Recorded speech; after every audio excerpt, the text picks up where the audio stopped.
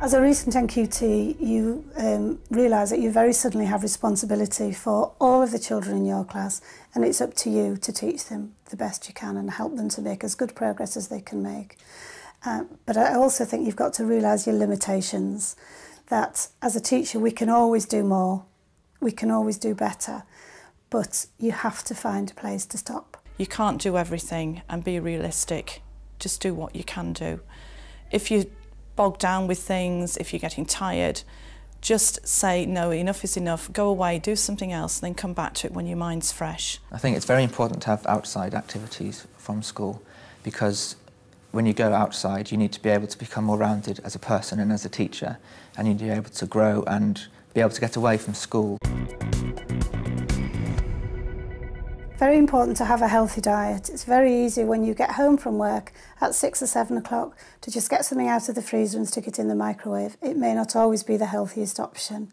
You really need to try and cook some things from fresh, even if it's only 3 or 4 times a week. In schools we're always encouraging children to have healthy snacks at playtime, so take the opportunity to lead by example, have an apple or something yourself.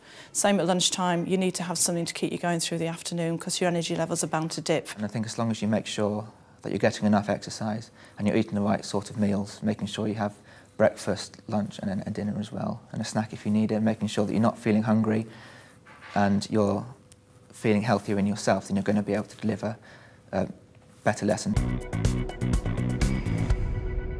As an NQT, it's very important to know your limits because it's your first year of teaching properly as your own class. You've got a lot of extra workload, a lot of extra stress piled on you, and it's important to be able to know when enough is enough. If they are unwell, not to struggle onto school, because eventually you'll end up having more time off than maybe just having a day off.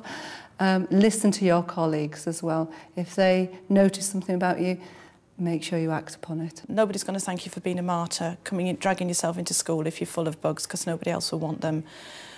So if you're not well, just admit it and just take that time, listen to your body, take that time out and just relax and get yourself ready for the next day. It's quite important to set yourself some targets and some goals. Perhaps one night a week to leave school exactly on time, say 4 o'clock, 5 o'clock if you normally leave later than that. Maybe think about when you work best as well. If you're a morning person, possibly getting up a little bit earlier on the morning, getting things done and out of the way is a good thing to do. If you're an evening person, have a good day and then come back to whatever you're doing later on in the day. I learned quickly that I needed to have a cut-off point. So that might involve staying a little bit later at school and then doing a little less in the evening, so that I wasn't taking work home straight from school, straight home again, and then working straight through the night. I was able to have a cut-off point and stop myself from just doing more work than I needed to do. It's important also for an NQT to speak to people. They're not on their own. The biggest support you can get is from your colleagues, and the most advice is from your colleagues as well. Probably the best person to go to initially would be your mentor.